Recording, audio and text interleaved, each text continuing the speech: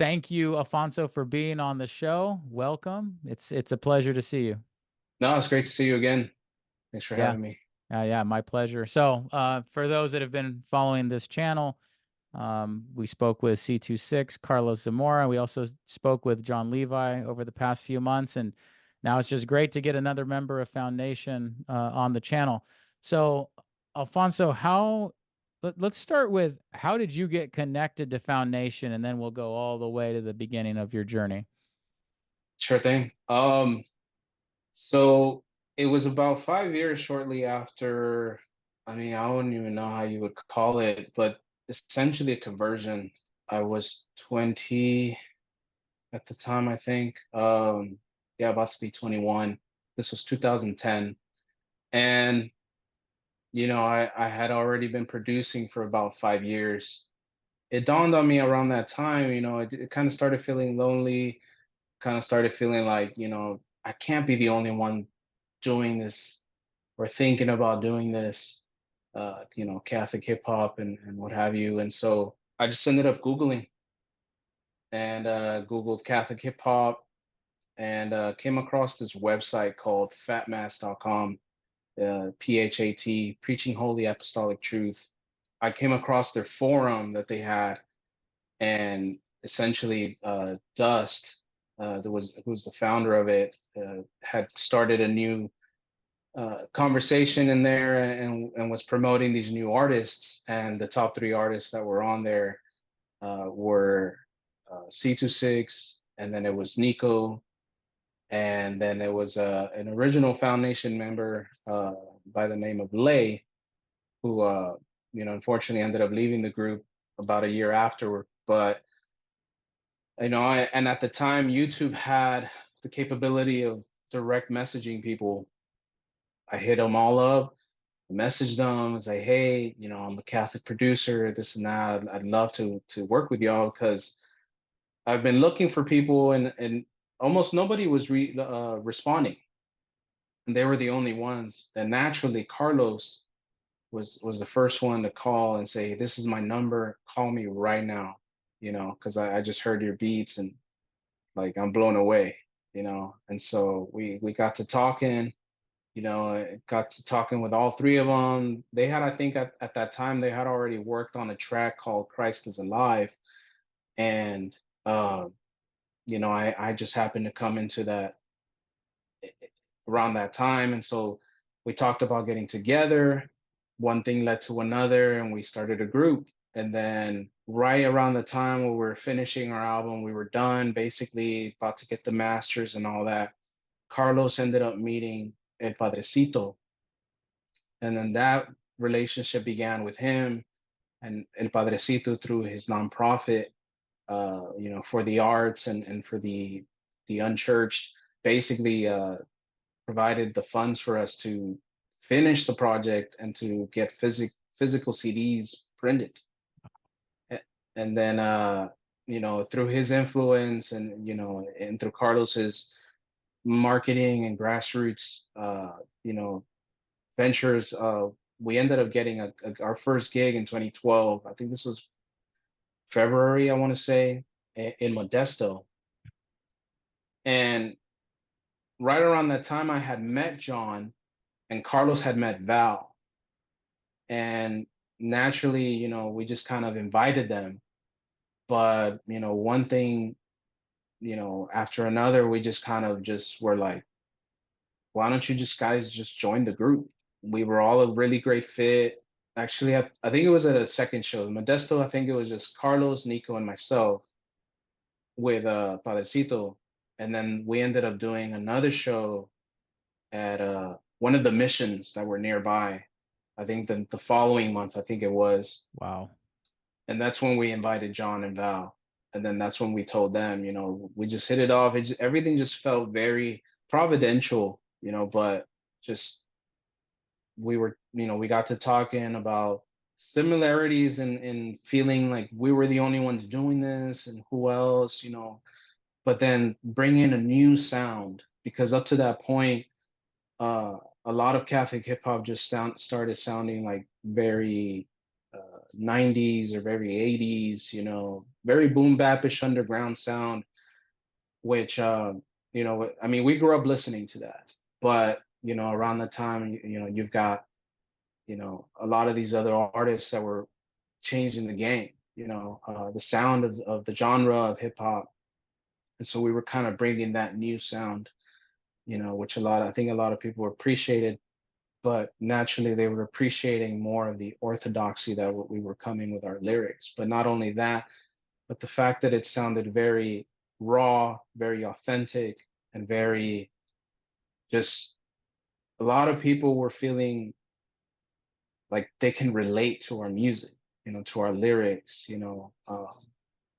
yeah, I mean, that's essentially kind of in a nugget how it all started Uh, with Foundation. that's great context. And I'm assuming that you guys quickly would discuss your own journeys either back to the faith or to the faith in the first place. And Mhm. that's what's so awesome about interviewing, like I said, now the third member of Foundation. You guys each have very unique backgrounds. So Yeah. let's go there. How did your Christian journey begin? So after immigrating from Mexico with my parents, well, my dad was here for about a year before my mom and I came, and I was about 9, 10 months old. And we moved over here. Well, not here. Uh, we we got to California, and that's where I lived the rest of my life. But essentially, for so many years, up until about maybe middle school, we never went to church. Never really went to mass.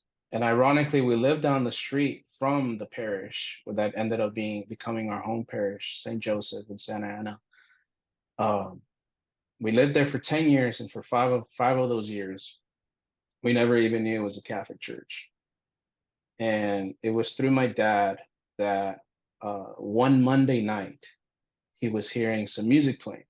Naturally, he thought, it's like, oh, it's some neighbor having some really loud music or whatever. Something just was calling him. And so naturally, he just was like, I'll be back, he tells my mom.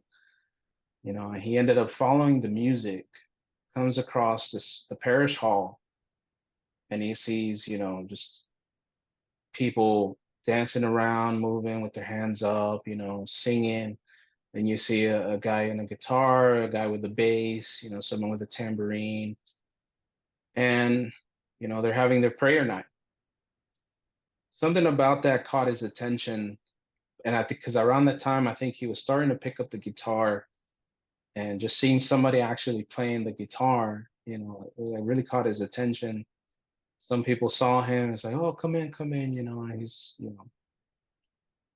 fast forward to 2000, my parents ended up getting their marriage convalidated.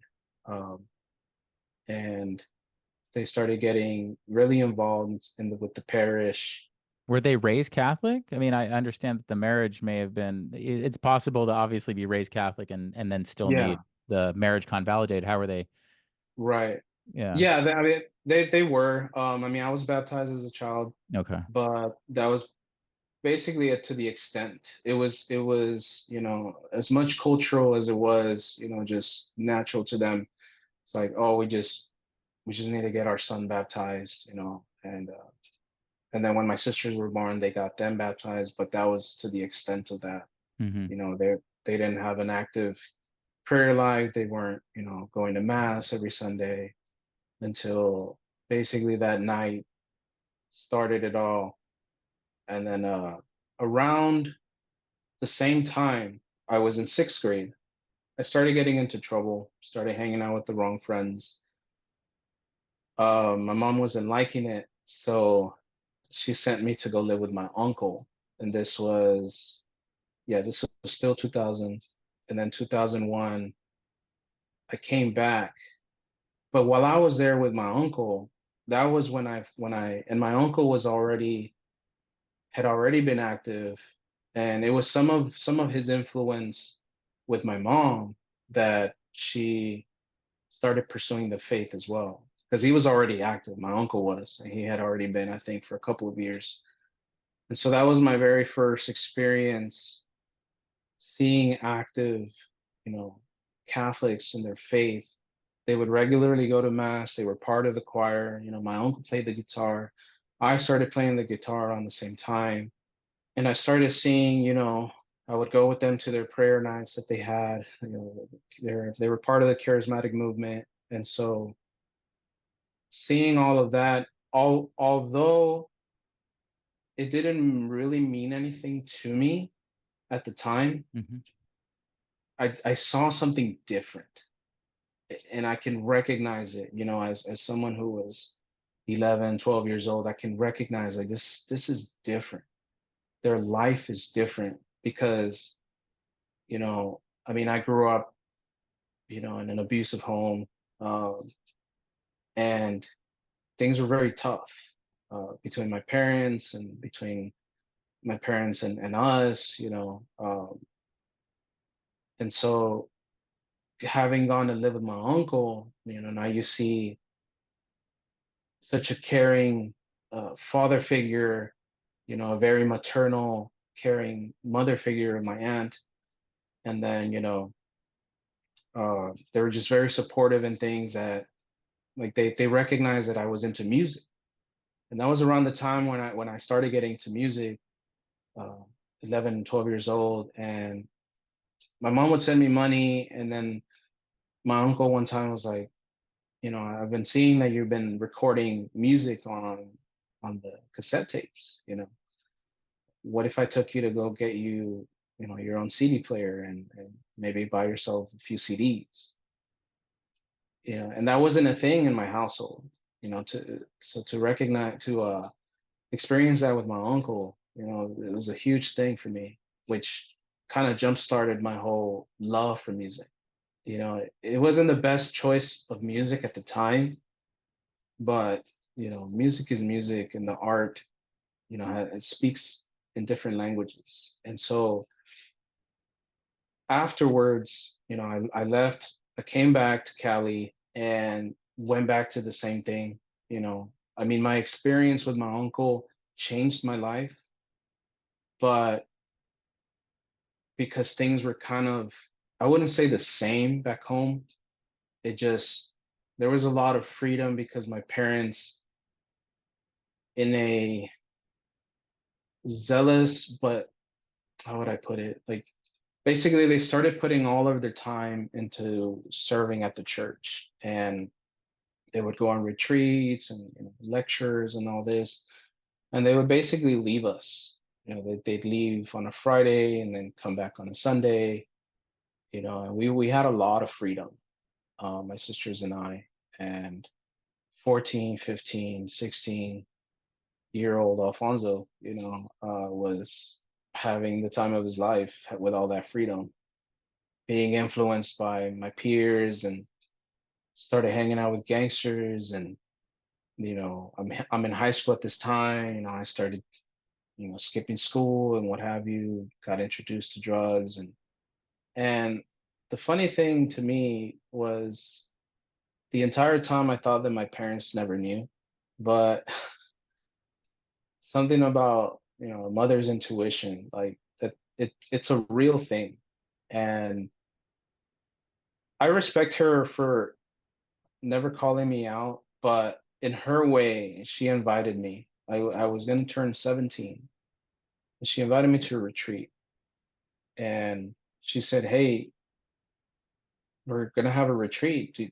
Did you want to go? You know, I've kind of noticed you some way. Like, I don't know what it is, but I think you need this." And, you know, naturally I said, "Well, if you go, I'll go with you. I'll go. You know, if you come with me, I'll go." And she said, "Yeah, yeah, sure. I'll go with you." So it was the weekend of my birthday. I went to this retreat, and afterwards, I started to pinpoint it as my mom's birthday gift to me was giving me the faith, you know. And that weekend, you know, listening to the talks and what have you. And there was a guy, a young man, who started talking, sharing his testimony, and a lot of what he was saying just resonated with me. And just, he was talking about, almost, it was almost as if he was me at the moment. And he was just, I was looking for escapes and drugs and, promiscuity and what have you, but all of that meant nothing to me. And now, I'm in love with God, and I'm in love with serving, the church and this and that. And I recognized what I saw with my uncle's life,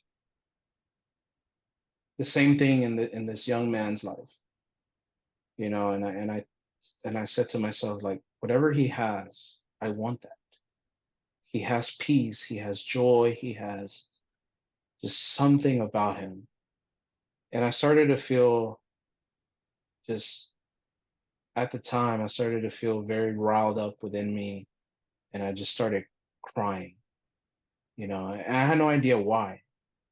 Part of me thought it was just part of like the depression that I was going through, but it felt different. And afterwards, I felt free.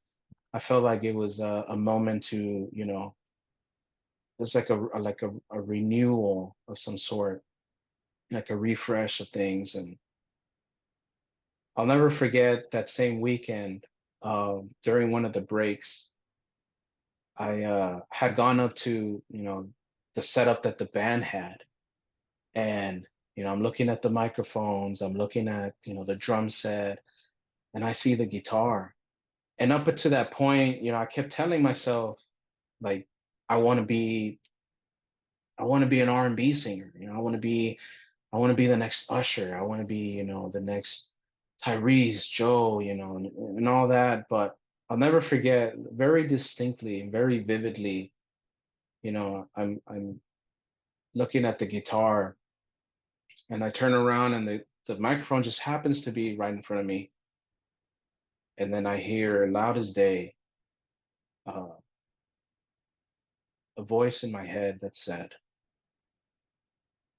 "You're not going to sing for the world. You're going to sing for me." And I turned around, and I'm like, "But no, who said that?" You know? And they have at this retreats and at the prayer groups, they have like a little altar set up, right? And they have like a crucifix, a really large crucifix, and then a statue of our Blessed Mother, and I look over, and I'm just like, who said that? You know? But there was just something inside of me that was just like, that was it was creepy, but it felt purposeful. So the retreat was over, but that whole weekend still stuck in my head. Naturally, I kind of went back to my old life, but now I started to feel compunction. I started to feel guilt whenever, I hang out with my friends. Now I felt like, well, what am I doing with my life? I'm just wasting it away doing all of these things. And then there was an incident where one of my best friends, we shared the same birthday. And I was on my way to a fight, and he basically was like, you know, don't be dumb. Like, let's go to my house. Let's go play video games or something. Let's get something to eat. I didn't want to let him down, so I ended up going with him. Come to find out, the next day, one of my friends, that same fight that I was going to go to, someone ended up getting shot. And I told my best friends, like, Mikey, it's like, hey, I want to say thank you for taking me with you. Because either that could have been me, or I don't know. And he just like slaps my back, and he's like, you need to get out of this life. And then there was a second retreat that my mom took me to.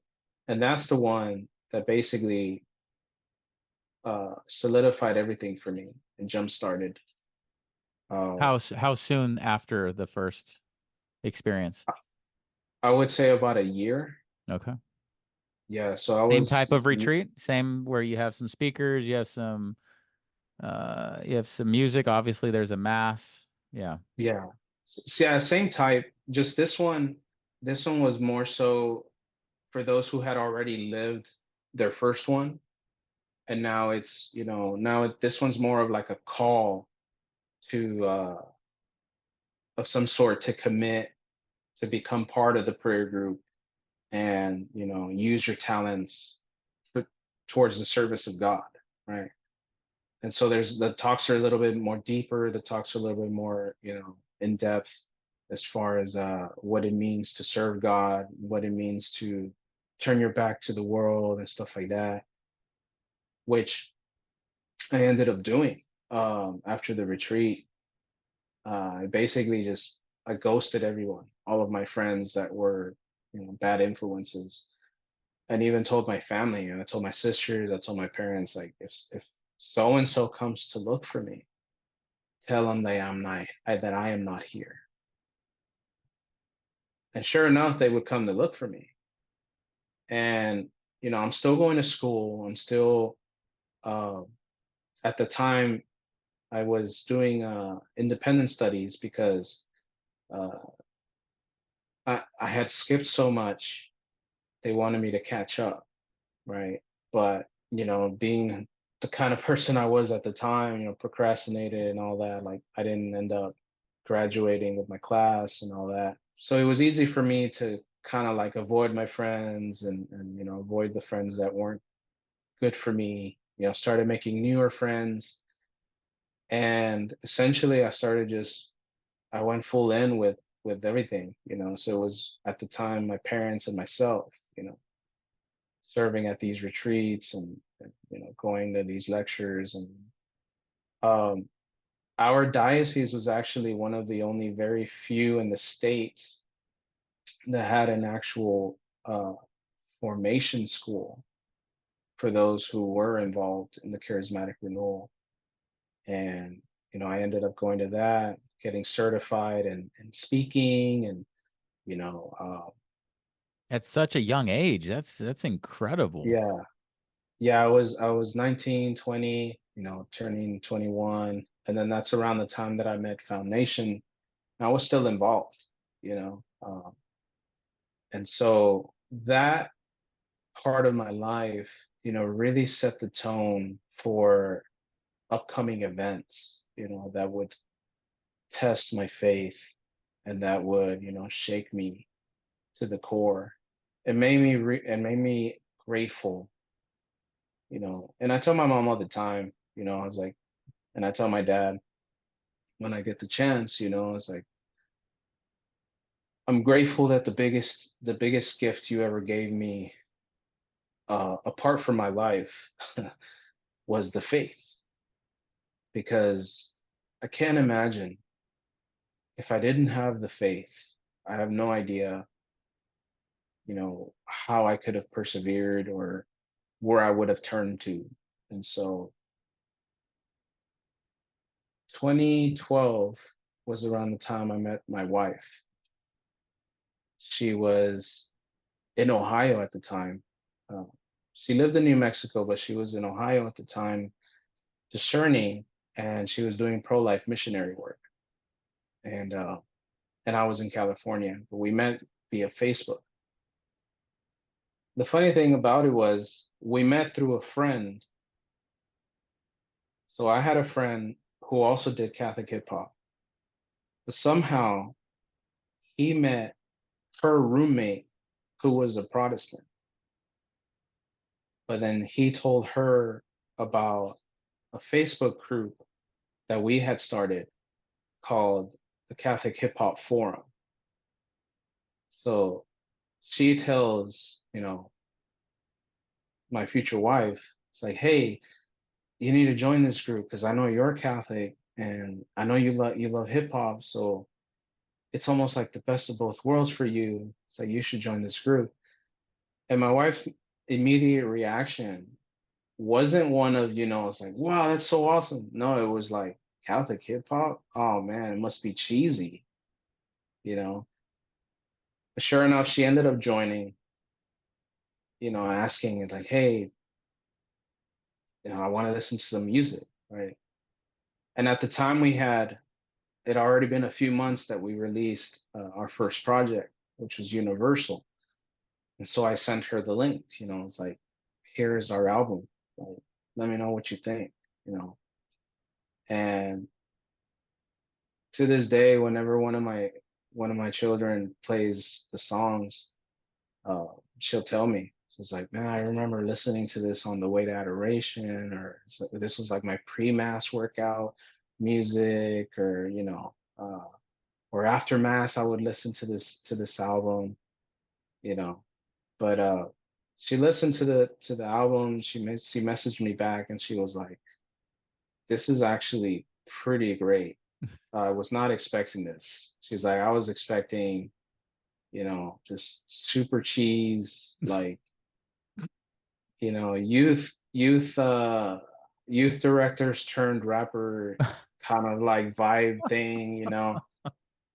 And I was like, no, it's like we grew up in this culture, it's part of who we are, but because we gave our life to Christ, and we love the church, like we just thought, why not? Why, if the world, and secular music and the secular rappers can talk about whatever they want and they flaunt it, why can't we do the same, but with the church, or with the love of our faith? Like, why can't we use hip hop to talk about how much in love we are with God and the Yeah. Blessed Mother, and the Blessed Sacrament and the Rosary, and what have you, like, and so one thing led to another. We were talking, we were chatting, and we started chatting every day, and it would be about everything, music, the faith, our past.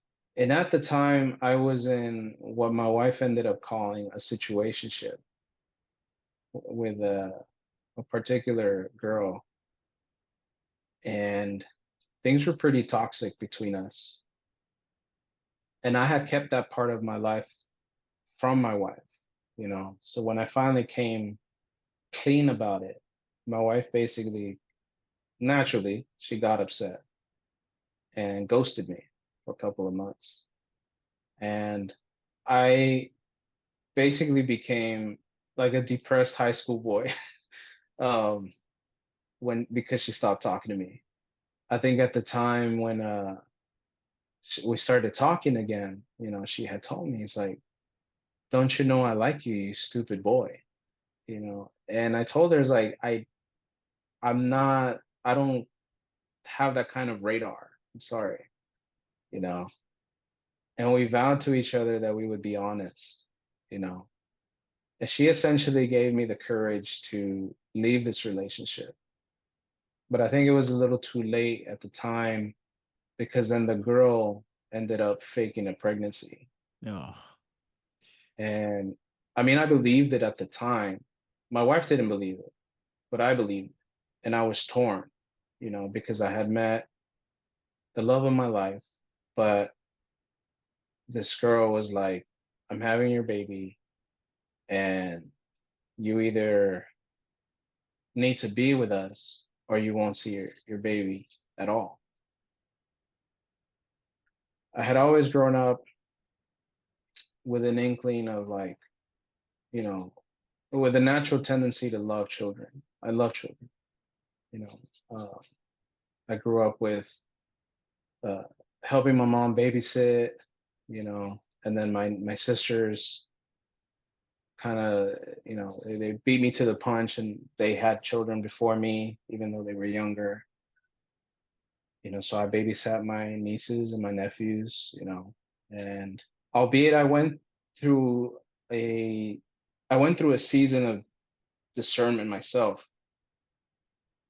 I and this was around the same time that before I met my wife, I had already started discerning. but I had already committed myself to a come and see with the Benedictines in Oregon, in Mount Angel. I went with them. I went to stay with them for 3 weeks. And this was, I think, after 2 times going like a weekend, come and see weekend. But this was before the fake pregnancy. This was shortly after I met my wife. So I'm kind of jumping here, sorry. No, But it's all good.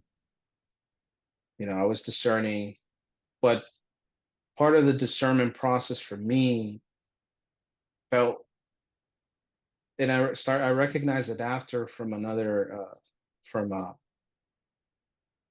the vocations director, was that it seemed like I was using it as an escape, Mm. Because at the time I was already with the girl, but I had already like not wanted to be with her. But the natural tendencies of being a broken person, we're just we succumb easily to that lifestyle because we feel like we don't have value, we don't have worth, no self-respect.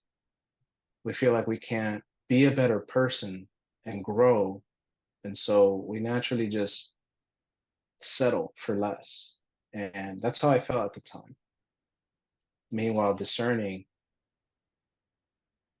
so I stayed with this girl, and then I met my wife, and then I felt the courage. I had the courage. She gave me the courage essentially through our praying. And I told the girl I don't want to be with you. Fast forward, she fakes the pregnancy, ends up being not true. And it actually cost a few of my friends, but also uh, one of my sisters stopped talking to me because she felt, she believed her, and she felt, how could you, right? I let it be what it was, because at the time I had already left California and I moved here to Houston, to be with my wife and to get married, start our life together. And I let it be what it was with my sister, and with my friends, I was like, well, it's like, were they ever really friends, you know? And so fast forward, we got married, we had our first child, and then we had a son, and then my sister was pregnant with her third, and she ended up having a stillbirth. And that was kind of what brought us together again, my sister and I, because she recognized the one person whom she had believed, right? My ex-girlfriend was actually, she had no words for her. She thought that she was gonna, tell her, I know how you feel, this and that, uh, but no, she did not. And that, my sister's eyes were open, and she recognized that she was lying this whole time. And then we got to talking again, and she apologized to me, and I said, you know, I mean, her losing, my nephew, like, hurt me. Both of my sisters have lost, both of the times hurt. But I think to a degree, our Lord and Our Lady were preparing me for that pain, because I shared it with them. And then fast forward to October 13th, 2021. My wife was 16 and a half weeks pregnant. It was around 3 o'clock. We had all gotten down for a nap.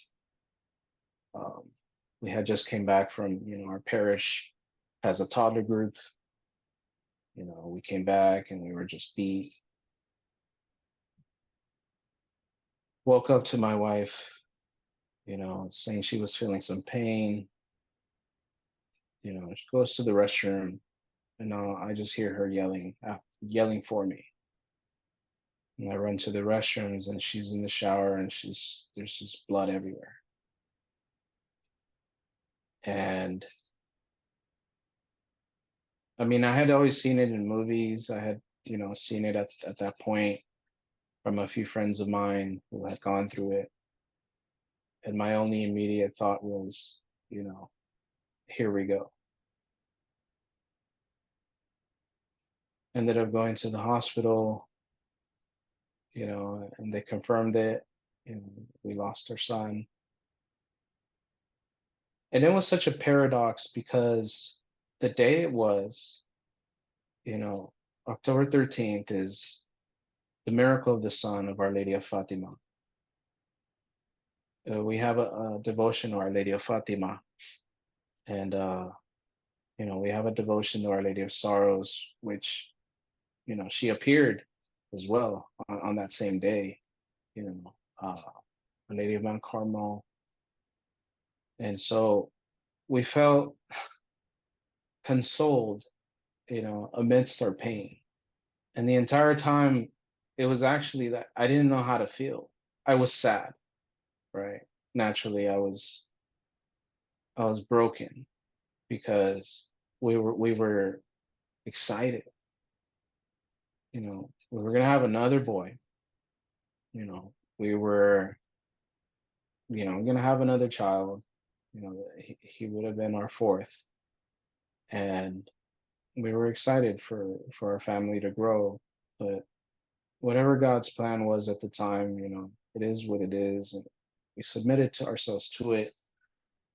And I just kept telling myself, like I mentioned, if I didn't have the faith, I just know that either I would have turned to alcohol or something else, blame my wife or, blame myself, live in my guilt, anything else other than surrendering to our Lord and Our Lady. And part of that actually helped my wife and I get closer, um, even more so. And so around the same time, I think 2 days before we lost our son, a friend of ours that we had made, with a very beautiful family, he had lost his wife. Oh man. And yeah, I think they were together over 30 years or something, 40 years. And he lost his wife. And we got to talking a few weeks after. When we were conversing, although we had lost someone in different ways, it just it just felt like he knew, and he knew that I knew the pain that we felt, the absence that was there. And there's an invisible community that, you know, that lives amongst our parishes that I think a lot of people don't know until they go through it themselves. Our community was very supportive. Our parish pastor was, completely supportive of us, even personally calling us, was like, how are you doing? Are you okay? Are you being taken care of? We're here if you need us, just these different obstacles and different circumstances that came.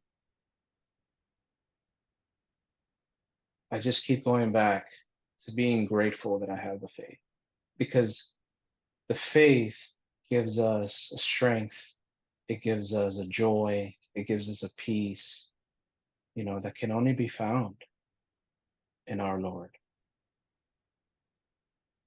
And it's always made me think of the apostles, when he calls them and he speaks to them. Levi, follow me. Peter, follow me. And you could just imagine that they felt just, this guy is different. He has something whatever he has, I want. And yes, I'll follow you to the ends of the earth. Yeah, it's something I always think about, you know, and it's always something I've always told friends who are experiencing some level of, you know, dryness or darkness, you know, or they go through something. Get closer to your faith if you are not already. And if you are, then just be grateful that you have it, Yes. because other people don't, and they just end up losing themselves. And one of the biggest trials at the moment, after the fact, my parents ended up splitting after COVID. For a while, I was upset with my dad, but I kept wondering why. And I didn't feel like it had anything to do with, like, you know, oh, he didn't keep his word with my mom, and, you know, he disrespected my mom. Like, no, I ended up, you know, after talking with another friend of mine, recognizing that I was upset with him as a man, as a father, me myself now as a father, but I was upset with him as a man. Because that's the other thing too. Like, you don't have a faith, you don't have a foundation in your faith. It's easy to just be uh, indifferent to responsibilities, or, you know, to vows that we took, to promises that we made. And that's not only to say, you know, with us as husbands and fathers, you know, but also religious and priests. When our faith isn't firm in Christ, you know, and in Our Lady, it's easy to just leave it all. Especially when trials do come, it's easy to just throw in the towel and say, I think this is where I leave, you know. Yeah. And I've only shortly started talking to my dad. The love I have for him is more than the disappointment I felt. And I thought of it in regards to kind of a full circle, if you will. Like, I know he wasn't there for me growing up, you know, and I made the decisions that I did, but I want to make sure that I'm there for him. And I know that a lot of people lose faith because of the same reason. Someone isn't there for them, you know, someone isn't there to check up on them, to make them feel valued, or they're worth, you know, they're worth it. It's easy for us to just, yeah, it's easy for us to judge people, point fingers and what have you know, but I know a lot of people like my dad struggle, you know, because they didn't have anybody. You know, my dad was abandoned as a child. And so a lot of that stuff, even today, when it's not dealt with as an adult, you know, it ends up Hurting. just kind of, yeah, it ends up showing. And that's one of the things that my mom at the moment is just, you know, it's like he's still healing from his childhood. You know, pray for him, pray for him. It's like, oh, I'm always praying for him, mom. You know, so it's like, okay, have you called him? And it's like, it's like, no, I'll call him, you know. Because then it makes me think of my own fatherhood. Am I checking up on my children? Am I constantly asking them? It's like, hey, how are you? How are you doing? I want them to know that they are loved, that they are valued, you know, that they have something to bring to this world, that if God desires, they will bring souls to him. Wanted to ask this. Yeah. What does the faith walk look like currently? So I know the situation with your dad, like present day, and what you're really focusing on with the family. What about current day faith walk? Honestly, it's after losing our son, I came to realize the reality of what it means to live in the moment, take everything a day at a time. And I think that's where I've been living since we lost our son. It's a day at a time. You know, every day is different. Naturally, it's different, but when you are consciously aware of how different it is, Mm. it makes all the difference. And we ended up having a daughter after we lost our son, but now she's one. So this past March, actually, sorry, this October will be 3 years since we lost our son. But going through that, going through, what my parents are experiencing, it's only made me want to grasp my faith even harder to make sure that because it's and what I mean by that is it's easy to fall into like a ritualistic rut. You're doing things because you're just used to doing it. Yeah. You know, you wake up, say your morning prayers, you drink your coffee, you go through your day. Angelus comes, you pray the Angelus. But it's that in between, it's that active mindfulness where you take a time out of your day to actually just be with God, to speak with him, speak to our lady, to converse either off the cuff or through the scriptures, or going to mass. And even then going to mass a little earlier or staying a little later to truly let the experience that just happened permeate your soul. Those are the things that after losing our son, I kind of started learning after years of going through what I did, the charismatic movement, and I've seen a lot of things, experienced a lot of things, but some of that is dependent on the emotions at times. But when your emotions are they kind of take the backseat, when it really matters is when you do it out of heart and out of love for Yes. God, Yep. for being God, not for I'm just gonna check off, oh, did my morning prayers, check, prayed my rosary, check, like you're getting like brownie points. Like, no, that's not how that works. It's with the interior disposition that you do it with. Like one of my friends for a long time couldn't understand my abandonment to Our Lady. And he actually would get annoyed when I would say, well, I mean, whatever Our Lady wants, and he'd be like, stop saying that. It's like, no, it's up to you. You have to make the moves. And I'm like, it's not up to me. I mean, I can make the moves, but, you know, God is playing chess here.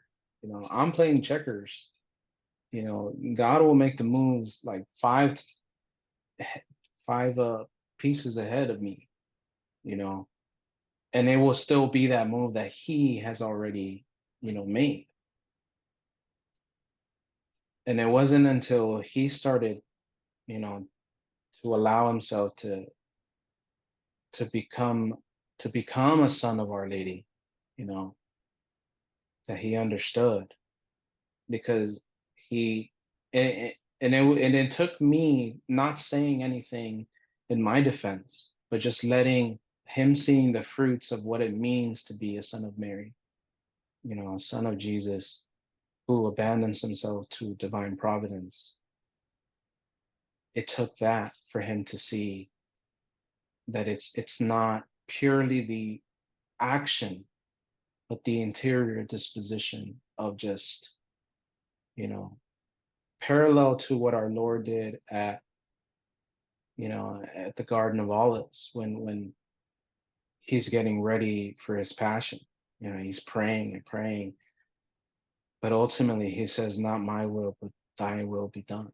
Like that's how we should approach everything. And that's when he has started to understand, you know, because he saw that. He saw that first person. Whenever I would struggle financially, things would happen, and he would just scratch his head, like, "How does that happen for you?" And I'm just like, "That's Our Lady."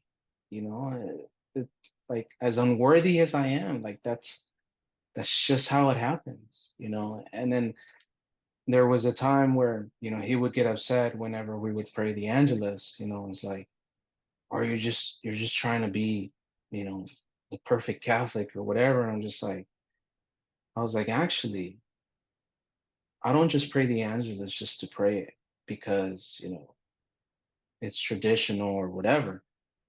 I was like, "I take this moment to pause during my day to make sure that I am in tune with God, that I am in tune with Our Lady, that I'm doing whatever it is that Yeah. Christ wishes me to do, you know." It's like a recalibration to Exactly. going through the day, and it's very so important.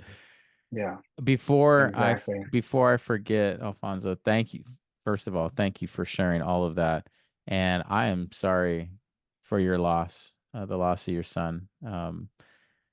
And certainly we'll be praying. It is something that is quite notable right now. There are a lot of stillbirths, a lot of Yeah, miscarriages, and so there's a lot of wounded families out there. But just for you to have, I don't know, the willingness to share that, really appreciate that, and I want to extend that also to your wife and to your kiddos that I mean, it's amazing what kids can feel. yeah, They walk through all the things that you've described. Once you bring children into the world, they're walking through that with their parents and watching and yeah, they're watching how you're learning or relearning how to honor your father in this stage of life. You know how you said that it came full circle. I thought that was really fascinating to just be there for your dad is another thing that sticks with me. Is there anything that you want to tell the audience before we call it? Is there anything you want to tell them about, I guess, how you take your experiences and turn them into powerful music? That's something I'm very interested in. yeah. There's a song that we released last year called "All I Need," and it was essentially, I took the experience that, you know, losing my son, and writing it into lyrics, and it's essentially, the way I've always explained it is just the Psalms, right?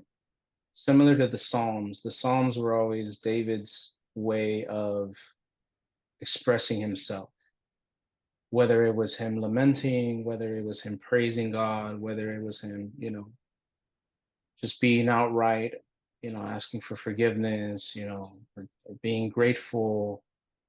And it's the same, it's a parallel, just the modern day Psalms, but with, little beat most of the time, and just taking that experience it so that others who may listen to it may resonate with them, to encourage them. The song touches on the losses that we've had in each of our experiences as Foundation, but always pointing it back to the reason why we persevere, and it's Christ. And so, and that's ultimately what we end up doing in every song. We make sure that if we touch on something that's a little either taboo or negative, but we make sure that we bring it back full circle to Christ. Yeah. Like one of our first songs ever released was called "Let It Go," and so my verse touches on the topic of forgiveness. Not a lot of people know this. This will be the first time, I think, people will hear this, is that was actually my first song I ever wrote, uh, or my first 16 that I ever wrote. And so when I was writing it, I actually didn't know what to write about until Nico, he said, "Well, have you ever experienced a level of, uh, negativity where you felt like you couldn't forgive somebody, this and that, but then you could? How did that feel?" And it wasn't until he put it into that context that the words just started to come out. And Awesome. that's essentially how I have approached every single song afterwards. What was the experience? How did that feel like? And how did I, move on or persevere? So yeah, that's essentially, what the, Fantastic. the process is. Fantastic. Yeah. Beautiful. Thank you so much for sharing your story, Yeah, of top to course. bottom. And thank you for the work that you do with Foundation and otherwise. Really, really appreciate it. I've listened to a number of songs now, and the lyrics are some of those are so powerful, I have to tell you. And I think I texted that to you about one of the Yeah. songs you passed me. So that was very meaningful, and respect what you guys are doing. So wish you the best, and Blessed be God. yeah, yeah. God bless you and your family, and everyone. Please share this video, and until next time, take care and God bless. Bye. God bless.